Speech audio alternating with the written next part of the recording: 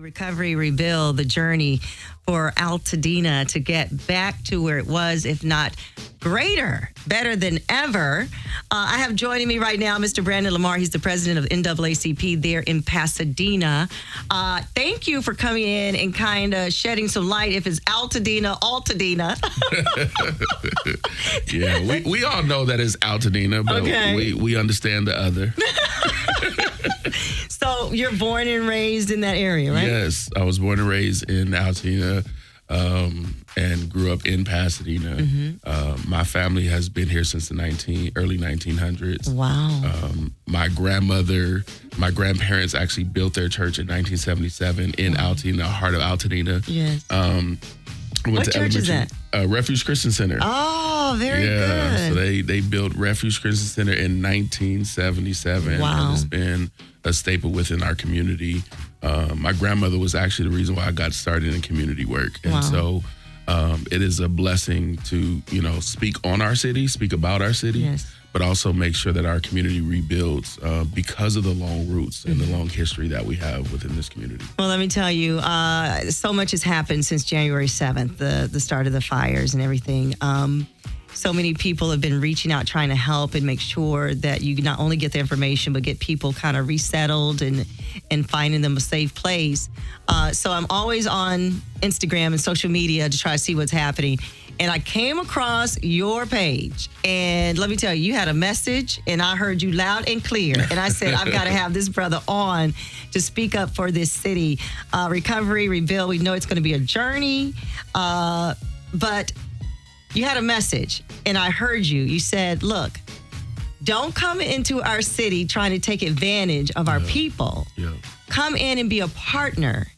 Don't come in like you running, because we have some grassroots already in place. Yeah. I mean, I think first thing we have to go back into why Black folks actually moved into Altadena, right? Mm-hmm. Redlining was one of the reasons. Yes.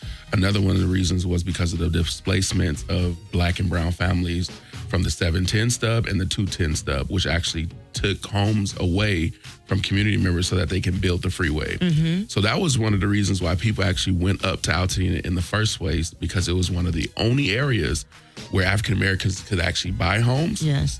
And one of the only areas where African Americans actually get loans to get homes, mm-hmm, right? And so when we start there, we understand the systemic racism that our community has actually been through over time to get to the place that we're in right now. And now we have a fire that takes out 80% of our African American community, right? And so when you see that, you also see predatory efforts that are coming into our community. Right. And it's not just contractors, it's not just architects, it's not just insurance firms, but it's also nonprofits out there that's trying to capitalize on our community that are calling themselves partners, but they're actually predators. Mm-hmm. And so it's important for us, number one, to put people in their place, mm-hmm, and to let people know and let organizations know that we have the infrastructure in Pasadena, Altadena already to take care of our community. We just need you to plug into what's already been established. Right. I love the message is, look, we appreciate you coming in to help, and we absolutely appreciate it.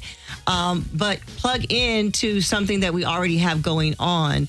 You made a very good point. We were talking off air about how a lot of the funding that would normally go to those grassroots organizations that are there, that's going to be there in that community and stay in that community long after the others are gone. Right. Because they are been there, rooted there. Mm-hmm. They're not getting the funding because all the funding is going to the big boys. And so then they don't get the funding. Yeah, I mean, we're learning that philanthropy is really about relationship building. So you have organizations that when the fire happened, these organizations were already established and had relationship with fundraisers and philanthropy. But at the same time, we're understanding that you got a lot of people that are getting funds in Los Angeles area to do work in Altadena. Mm-hmm. Altadena is not a part of Los Angeles. Mm-hmm. We're a part of Los Angeles County. Mm-hmm. And so we wanted to make it very clear that Altadena Pasadena has its own group of organizations that are doing amazing work, that's been doing amazing work. But the most interesting thing is, even after the fires and after we rebuild, guess who's going to still be there?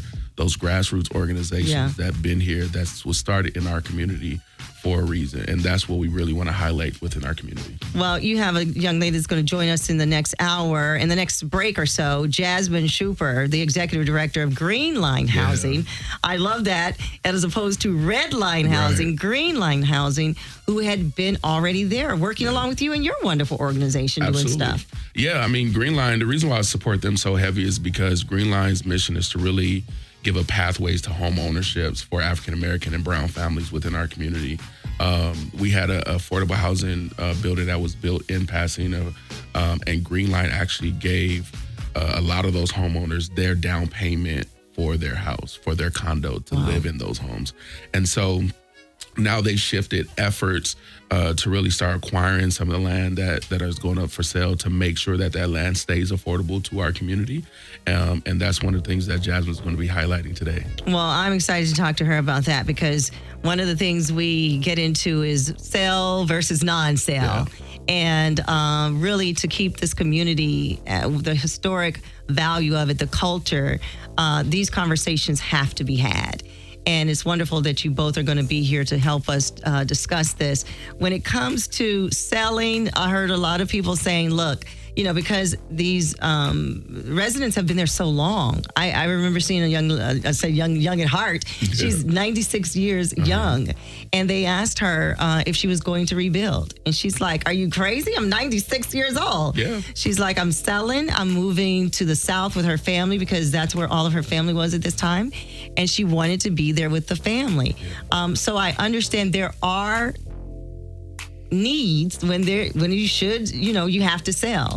And it's great that Green Line Housing is there as an opportunity to help them kind of figure it all out. I mean, also the day of the fire, the first thing I said was Altadena was not for sale. And the truth is Altadena is still not for sale. We understand that there's some people who did not have like the boots on the ground like other family members did. You have some people that were renting their property, and those are the first to be online for sale, right?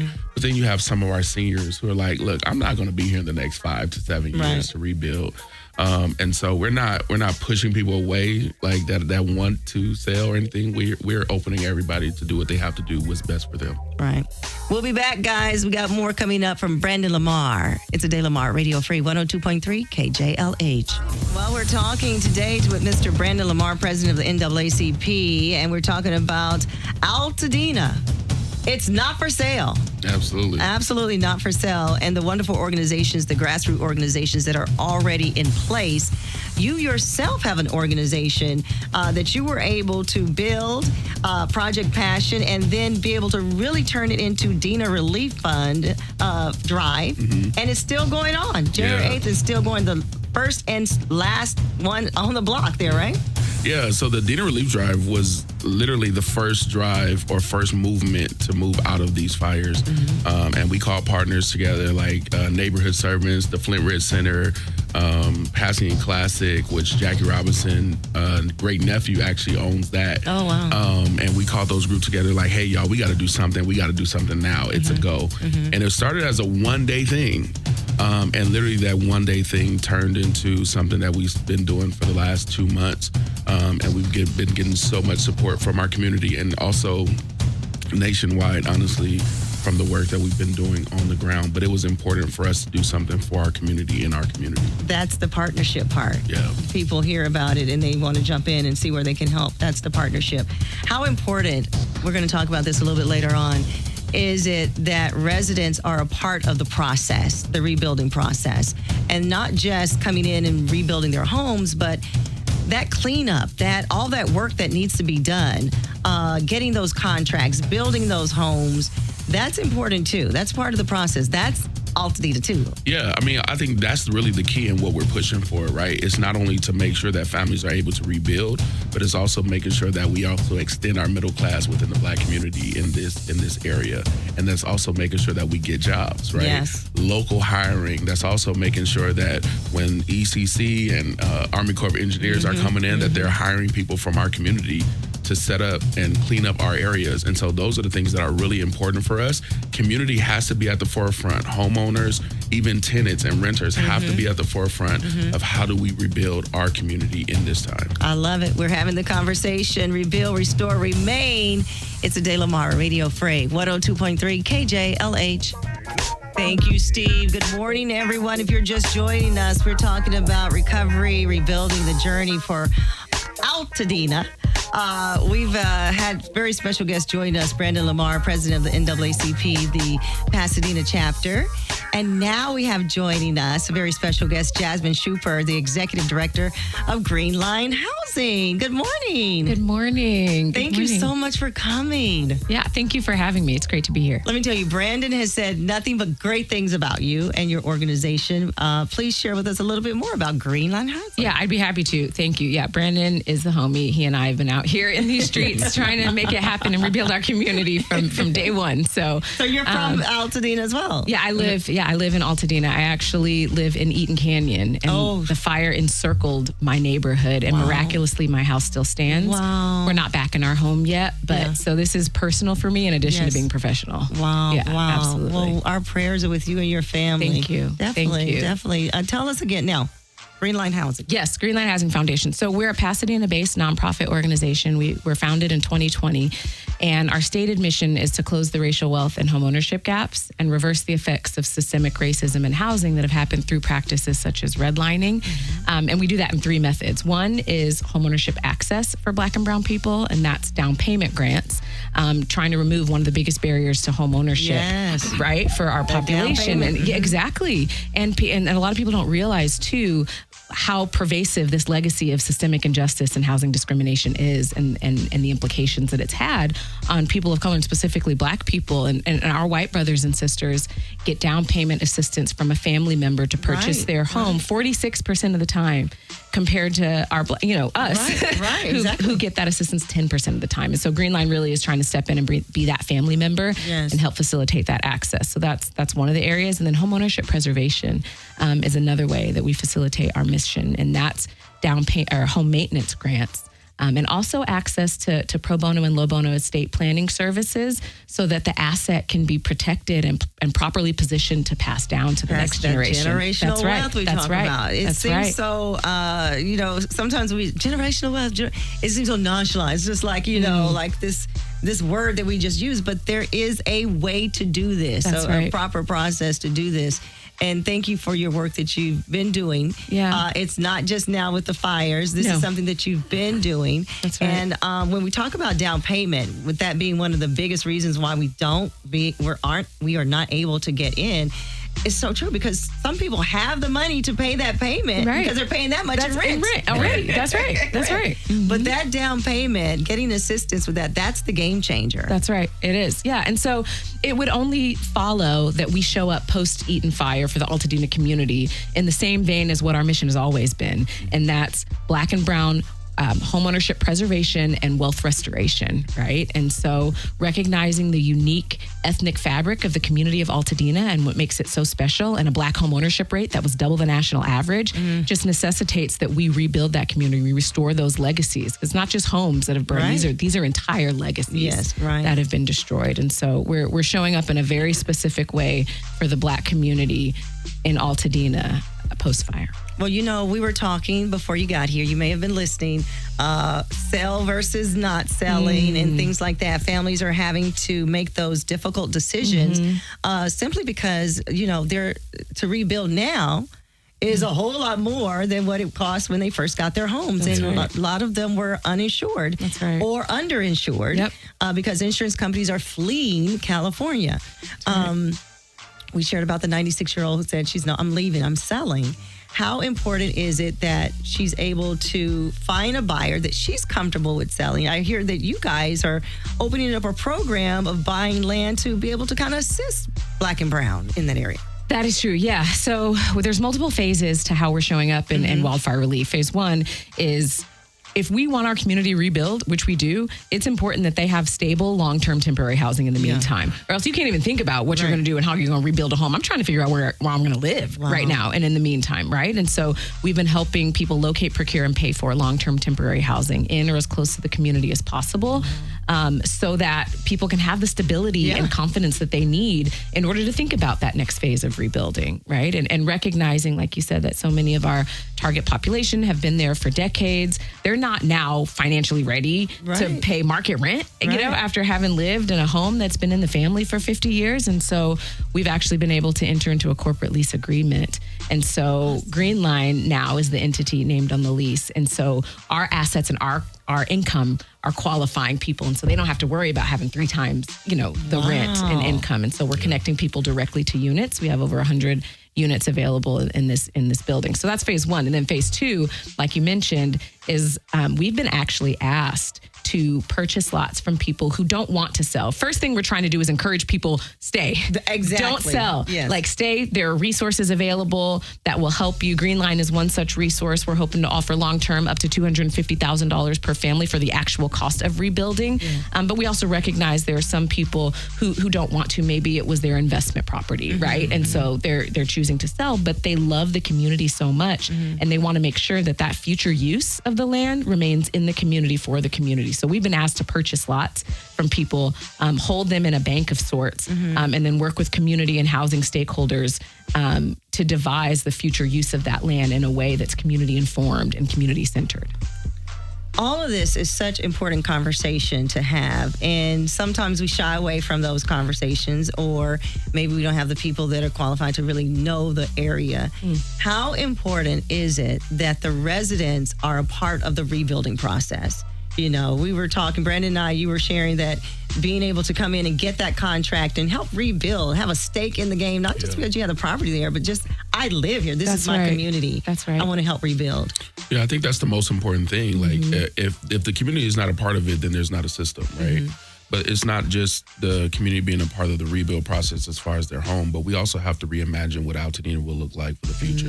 So what will the next 100 years look like about Altadena? How can we tackle the infrastructure of taking power lines from above ground to underground? How can we make the water system more simple? Right now, we have 3 privately owned water companies in Altadena. So how can we simplify that, right? And other infrastructures, looking at the environment and so many other things. And so I think right now gives us a moment to actually reimagine, and gives the community a moment to reimagine what they want their city and their community to look like in this moment, even beyond rebuilding their home, right? And how can we actually also make homes not fireproof, but fire resistant at this moment, right? That's and so talking talking it better. about that. You know what I mean? That's coming in and Build making back it better. better. Yeah, build back better. I like that.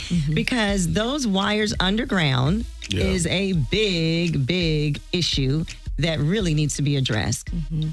You know, because we know everyone's alleging how it started and everything like that. In other neighborhoods, they have them under the ground, and they demand, they would not ever even imagine having them any other way. Right. So for you to be in a process or in a position where you can make that happen this time around, that's big.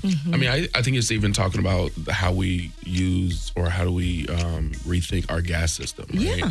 Because even 2 and 3 days after the fire actually started, January 7th, fire was still ablaze from homes because the gas was never turned off.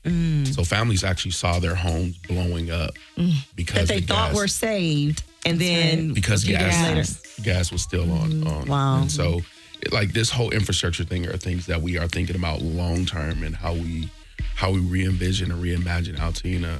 Altadena would never look like what it was, but we also believe that Altadena can be much better with people that want to rebuild and continue to be here. But it also gives us an opportunity, as Jasmine stated, to make sure that this land stays in our community and it's not going to corporate entities. That's right. And who are the majority of the buyers so far of the lots that have been sold? Right. I did a report, and it was, you know, a lot of out-of-country investors. Wow. And out-of-country, you know, developers and speculative investors. And so it's crucial that if the community has a shot at rebuilding, that there's a collective effort, right? Coordination. I'm sure Brandon has mentioned just the importance of working together. The magnitude of this is too big for any one organization, any one person, right? Like, we have to all work together. And that's been really hopeful for me to see and encouraging for me to see are the organizations that are working together, because we have a collective objective. This is our goal. Right. If we're going to get there, we have to work together. Right. And that's been very encouraging for me to see. And then we talked about just how important it is that those organizations work with people that are already in the community. Mm-hmm. You come in and not to say their efforts aren't genuine, because there are a lot of people that are really concerned about just being humanity, period. These are people that need. But it's so important that they connect to the grassroots, the people that are going to still be there. Because this is a process. This is a journey to rebuild, right? Right. That's important. It's a marathon, not a sprint. Yeah, that's what I say. And, the organizations that have been here, and the people and the community organizers that have been here before there were any cameras, and that will be here long after the cameras go, are the organizations that have the level of investment needed to ensure long-term recovery. Mm-hmm. Long-term recovery. Jobs. We talked about how many people lost their jobs because of the fire, but there are many opportunities in different ways for people to get jobs in this rebuilding. Mm-hmm. And it's so important that our community gets that work, right? How are people able to get the contracts, or how do they know who to contact? Maybe they want to help build homes, or maybe they want to help rebuild, the infrastructure and things like that. How do they get those contracts and they not get to someone else? Because we know they're going to try to push it along and get it to the people they know. Yeah. So I think one of the ways is, number one, the Sentinel is actually doing and we're partnering with the Sentinel later this month, doing a rebuild conference at the Hilton Hotel. And so that is a way for people to plug in with contractors, with people that's going to be doing the work within our community. And then also other ways is reaching out to the ECC. ECC is actually has the contract through Army Corps of Engineers, and they're hiring for people to actually do debris removal, right? Right, because the Army Corps came in and they're the one ripping everything out for free. They're doing it for free for the family. Exactly. And so I think also what the role that the Pasadena NAACP is playing is that we're reaching out to these entities saying, hey, let us be the middle person to actually bring local people so that you can hire these local people. One of the biggest things for us, and I mentioned it before, is making sure that local hire is really at the top forefront of, we don't want you hiring somebody from Oakland or Atlanta to do work in our community when we have people that are looking for work and have been looking for work before, the fire. Housing was a crisis before the fire. Work was a crisis before the fire as well. And so we want to make sure that local hire is really preserved. And so if there are people that are out there that are looking to hire within our community, please reach out to us and we can definitely be that conduit to bring more local hiring into our community. And I think that's a great point. Yeah, we have to amass resources, the trusted organizations on the ground. And there's a vetting process that has to happen, obviously, because we're not going to connect people to some bogus people, that are trying to exploit this disaster. And there are plenty. Let me tell you, because exploiters look like even like us. That's right. No, that's right. That's right. And that's real. And so kind of a litmus test also that I use, we're working with an architectural firm that is doing pro bono pre-development feasibility studies, and they're beautiful packages with options. They take your insurance payout money and they give you a budget like, okay, here are your gaps so that you can go out so that people can have information, because it feels so daunting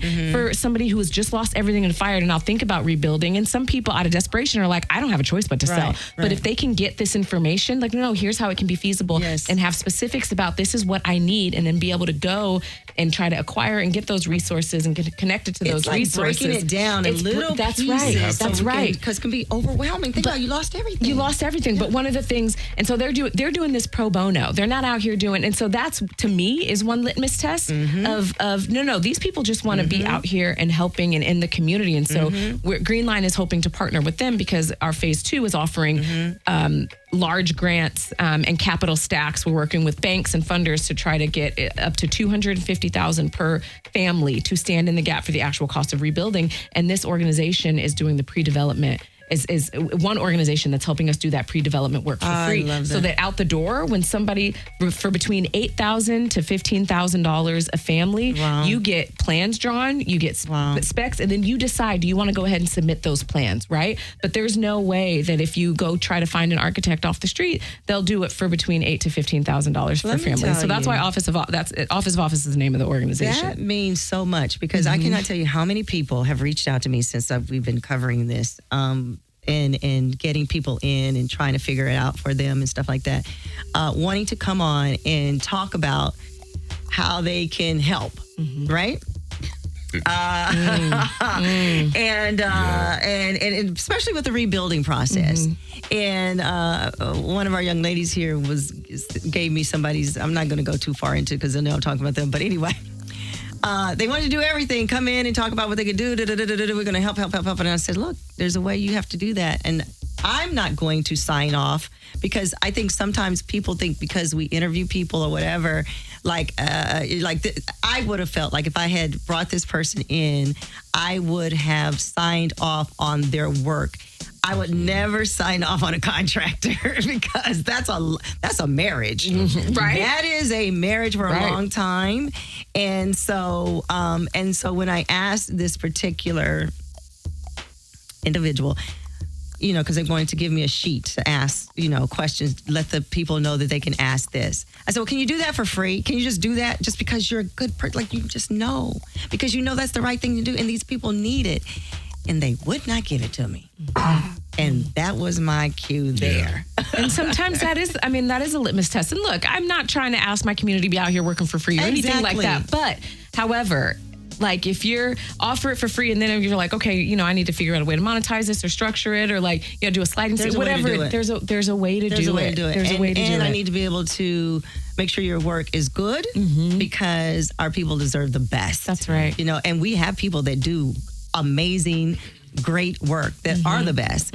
We just got to push them to the front. That's one of the reasons why we are doing what we're doing in our office, to make sure that we are in communication with people that are coming into our community, trying to do work.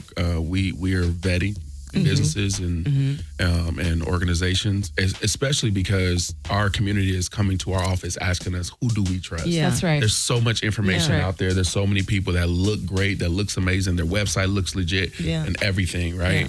Yeah. But we want to make sure that we are connecting our families to people that we have vetted within our community. And that's a lot of weight on your shoulders when people are looking to you for information and really taking your word for it. You know what I mean? Because they really don't know the process. They're trying to figure it out.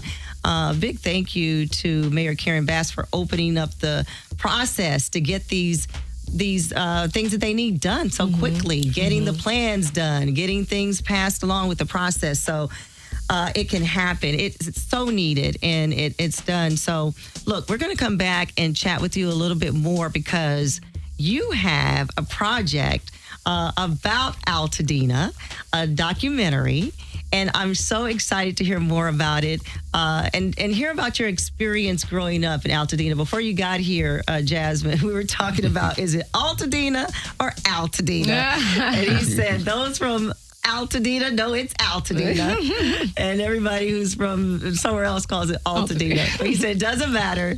We're all fam, right? We're all fam. That's right. Absolutely. Yep. Dina Love. Dina Strong. Yeah. Dina Strong. All right, family. When we come back, we've got Brandon Lamar, president of NAACP in Pasadena, and Jasmine Schuper, executive director of Green Line Housing. More Rebuild, Restore, Remain. Altadena. Stay strong. It's Adai Lamar Radio Free, 102.3 KJLH. Thank you so much, Carla. I've really enjoyed this conversation. These are the conversations that matter when it comes to rebuilding, restore, remaining in Altadena. Brandon Lamar, president of NAACP there in Pasadena. Jasmine Schuper, executive director of Green Line Housing, has been so informative. You guys have really enlightened us when it comes to this journey that's ahead of us and getting our families back into their community. You being from that community, Brandon, you have a very unique perspective. You've seen it. Your family has seen it for generation, and now you done a documentary. Yeah. Tell me about it. Yeah, the documentary is called Beneath the Ashes, The Past Reimagined. And what we really wanted to focus on, number one, is the short documentary. And the reason why it's a short documentary is because we want it to be a conversation piece on how do we keep Altadena before the people. How do we keep Altadena and the stories of Altadena before the people?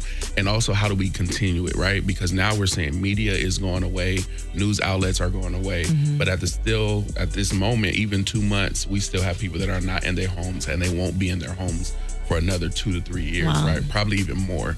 And so how do we keep those conversation pieces, not only just within our community and abroad, but also with funders and so many other spaces. And so we're really tackling home stories, generational home stories. Jasmine is on the documentary talking about Green Line and talking about the work to pathways to home ownership. We also have small businesses that are a part of that documentary as well. And so, you know, it's really talking about the heart of our city and how can we keep communications in the forefront and making sure media stays here. Well, you know what? That's so needed, and we're so glad that you tackled that. We were talking just offline about how important it is that, you know, those that are really affected that are in the community have a voice and really are a part of the process. And with the grassroots organizations reaching out to try to get these funds, it's important that you guys are heard, because sometimes the big boys get all the money and you guys get very little. And you're the ones that's actually going to stay there. When it comes to getting those funds, there's a process, of course. And I'm sure they need a lot of clout sometimes, and they reach out to you to be a part of their organization so they can get that funding. How does that put you in a difficult situation? Because all it takes is one bad egg and then everybody's messed up. Yeah, I mean, I think one thing I'll say about that is that trust is such a crucial component of this, will be such a crucial component of this effort. And if you think about it, our communities and the communities that we're focusing on trying to rebuild, and specifically the Black and Brown community of Altadena, there's been a lack of trust, widely among large institutions or large organizations. And so and they know that, right? They know that. And as a result, the trusted organizations like the NAACPs, the Green Line Housing Foundations, and other grassroots organizations that have been in the community, we've been underpaid and overworked since before the cameras were here. We have engendered trust among the community, and they know that. And so they're looking sometimes to exploit that trust to demonstrate, like, you can trust us because we're working with Brandon or we're working with Jasmine. So you can trust us, when really it's, like, what does that partnership actually look like? And is it a mutually beneficial partnership? Because there's exploitation that's happening in that way as well. Does that make sense? Yeah. And we're looking for true partnerships. At the end of the day, I keep saying we can't do this by ourselves. Yes, we have the infrastructure of organizations that have been doing the work before the fires. But at the end of the day, we are taking on as many partnerships that we can, but we want true partnerships. That's right. True partnerships that will come into the work that we're already doing, that's already being done. And help us to scale it, and right? help us to scale it. That's the biggest piece of it, right? And so, I mean, that's what we're saying. Don't monopolize on our situation, but at the same time, we are also pressuring and partnering with philanthropy and organizations that do have the money to give to our communities. Come talk to us. We know the people, we know the organizations, we know the businesses that are doing the work within our community. Have a conversation with us so that you can be pointed in the right direction. That's right. At the end of the day, you shouldn't be funding somebody in Long Beach to do work in Altadena, Pasadena, right? Well, let me tell you, I hope the big boys get the money and they do put it where it's supposed to, and not just give you just a little bit. Absolutely. And do what they want with the other. That all happens. Unfortunately, it does. And we have to have these conversations to let people know, hey, we watching. Yeah. We watching. If you say you coming and you're going to help, we watching. And we're watching where the money goes. Don't reinvent it. Come and help. Participate in what's happening. Don't reinvent it. How can we reach you, Brandon? A lot of people already want to know, how can they dig in and help with your grassroots organizations? How can you direct them? How can they reach you? Absolutely. So you can reach the Pasadena NAACP on our website, NAACPPasadena.com. For Project Passion, the work that we're really doing, grassroots work that we're doing on the ground, you can reach Project Passion at projectpassioninc.com, or you can just follow me on Instagram. That's BD Lamar. This is my new auntie. We have the same last name. That's B for Look, Brandon. I said we weren't related, but now we are. We family for real. That's B right. for Brandon, D for Lamar, Lamar. All right. Yeah. And Green Line Housing Foundation, Jasmine, you can reach me at Jasmine, JASMIN, at greenlinehousing.org. You can follow us on Instagram and stay abreast of all the work that we're doing and the people that we're helping, greenline_housing. And we'll, love to stay connected and make sure that the community gets what they need. Absolutely. Thank you both for being here. Family, these are the conversations that matter right here on your station. It's Adai Lamar, 102.3 Radio Free, KJLH.